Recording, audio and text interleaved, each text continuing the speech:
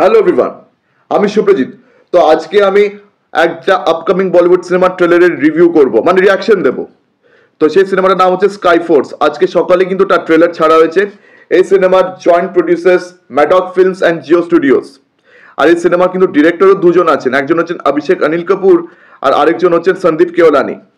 তো এই সিনেমার যেটা মেইন টপিক সেটা হচ্ছে সার্গোদা এয়ারবেসের উপর ইন্ডিয়ার প্রথম অ্যান্ড ডেডলিয়েস্ট এয়ার স্ট্রাইক। আর এটা 1965 সালে হয়েছিল। 1965-তে যখন ইন্ডিয়া পাকিস্তানের যুদ্ধ চলছিল, ওই সময়কার ঘটনা এটা। তো সেটা ছিল আমাদের ভারতীয় এয়ারফোর্সের প্রথম আর ডেডলিয়েস্ট এয়ার স্ট্রাইক। তো এই নিয়ে এই সিনেমা। তো এই সিনেমাতে লিড রোল প্লে করছেন অক্ষয় কুমার। তাছাড়া বীর পাহাড়িয়া বলে একজন ডেবিউটান্ট এখানে রয়েছেন। তার একটা ইম্পর্টেন্ট রোল রয়েছে আজমটা বি দেভাইয়া, ওই এয়ারফোর্স পাইলট যিনি আর কি এই যুদ্ধে শহীদ হয়েছিলেন। তো ওনার রোলে আর কি আমরা এখানে বীর পাহাড়িয়াকে দেখতে পাচ্ছি। তাছাড়া এই সিনেমাতে সারা আলী খান রয়েছেন, মনীষ চৌধুরী রয়েছেন, শরৎ কেলকর রয়েছেন, আরো অনেক অভিনেতা অভিনেত্রী সিনেমাতে মজুদ আছেন। তো আজমটা বি দেভাইয়া এই নামটা কিন্তু সিনেমাতে ইউজ হয়নি, তার জায়গায় এই নামটাকে টি বিজয় করা হয়েছে, মানে অরিজিনাল নামটা ইউজ না করে একটা ফিকশনাল নাম দেওয়া হয়েছে। কিন্তু ক্যারেক্টার কিন্তু এই আজমটা দেভাইয়ার উপরই বেস্ট। তো উনি যখন এয়ার স্ট্রাইক করছিলেন ওখানে সার্গোদাতে, তখন পাকিস্তানি একটা ফাইটার প্লেন আর কি ওনার ফাইটার প্লেনটাকে শুট করে দিয়েছিলেন। তো আনফর্চুনেটলি তিনি পাকিস্তানের সার্গোদার ওখানে তিনি পড়ে যান। তারপরে ওনার সঙ্গে কি হয়েছে কেউ কিন্তু অ্যাকচুয়ালি জানেন না। কিন্তু 23 বছর পর এদিক ওদিক আর কি মানে খোঁজ খবর নিয়ে বা হাতড়ানোর পর তারা এই কনক্লুশনে পৌঁছেছে, মানে ইন্ডিয়ান সরকার, আমাদের ভারতীয় গভর্নমেন্ট এই কনক্লুশনে পৌঁছেছেন যে আজমটা বি দেভাইয়া ওখানে পাকিস্তানি মারা গেছেন। আর পাকিস্তানের কিছু সোর্সেস মানে এটা ডিক্লেয়ার করেছিল, মানে এটা ক্লিয়ার করেছিল যে আজমটা বি দেভাইয়া তিনি সার্গোদার থেকে খুব একটা দূরে কিন্তু তিনি পড়েননি, মানে তিনি পড়ে গেছিলেন তবে সার্গোদা অনেক কাছেই। আর সেখানেই আর কি ওনাকে ক্রিমেট করা হয়েছিল, সেখানেই ওনাকে ক্রিমেট করা হয়েছিল।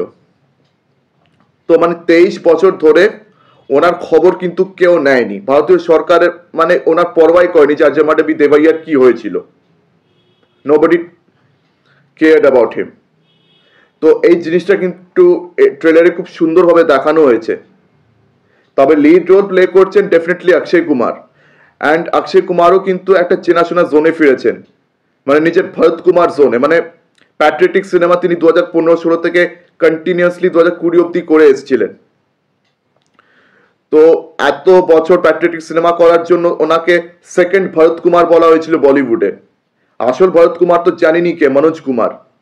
তারপর অক্ষয় কুমারকে আর কি সেই নামে সম্বোধন করা শুরু করা হয়েছিল, বিকজ উনি 2015-16 থেকে আর কি পর পর প্যাট্রিয়টিক সিনেমা করে আসছিলেন। তো উনি আবার নিজের সেই প্যাট্রিয়টিক জোনে ফিরে এসছেন। এখন দেখা যাক স্কাই ফোর্স এটা হিট হয় কিনা। এটা কিন্তু এবারে রিপাবলিক ডেতে রিলিজ হচ্ছে, মানে 24 জানুয়ারি। অ্যাকচুয়ালি রিপাবলিক তো 26-এ, এটা 24 তারিখে রিলিজ হচ্ছে। দেখা যাক সিনেমাটা বক্স অফিসে কিরকম পারফর্ম করে। ট্রেলার তো খুব ভালো আছে, অ্যান্ড শুরু থেকে শেষ অব্দি প্যাট্রিয়টিজমে ভরা আছে। অ্যান্ড কিছু ডায়লগসও আছে যেগুলো কিন্তু খুব ভালো লেগেছে শুনতে।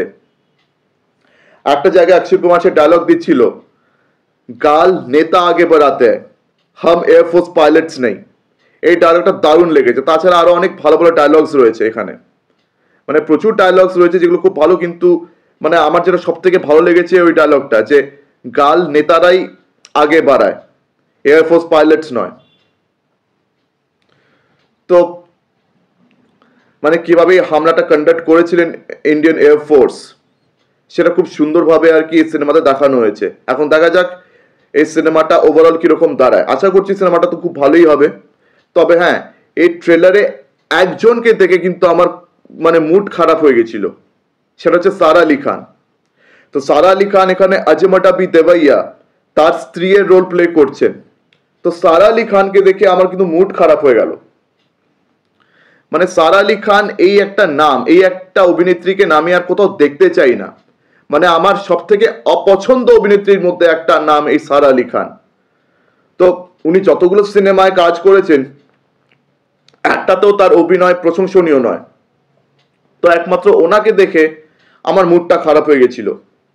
তো দেখা যাক উনি সিনেমাতে কিরকম কাজ করেছেন, অ্যান্ড লেটস সি সিনেমাটা কিরকম দাঁড়ায়। কারণ অক্ষয় কুমারের কিন্তু ট্র্যাক রেকর্ড একদমই ভালো না। ওই সূর্যবংশীর পরে অক্ষয় কুমারের একটা সিনেমাও হিট হয়নি, পর পর সব সিনেমা ফ্লপ। এখন দেখা যাক স্কাই ফোর্স এই সিনেমাটা বক্স অফিসে এবারে হিট হয় কিনা, অক্ষয় কুমারের এই সিনেমা দিয়ে কামব্যাক হয় কিনা, লেটস সি। তো আপনাদের কি মতামত এই ট্রেলার নিয়ে আমাকে অবশ্যই কমেন্ট সেকশনে জানান। তো আজকের দিনের মতন ভিডিওটা এখানেই শেষ করলাম। আমার ভিডিও ভালো লেগে থাকলে অবশ্যই লাইক করুন, বেশি বেশি করে আমার ভিডিওটি শেয়ার করে দেবেন, আর হ্যাঁ, আমার চ্যানেলটিকে ডেফিনেটলি সাবস্ক্রাইব করুন। তো আজকের দিনের মতন টাটা, চোখ রাখুন পরবর্তী ভিডিওতে। ধন্যবাদ।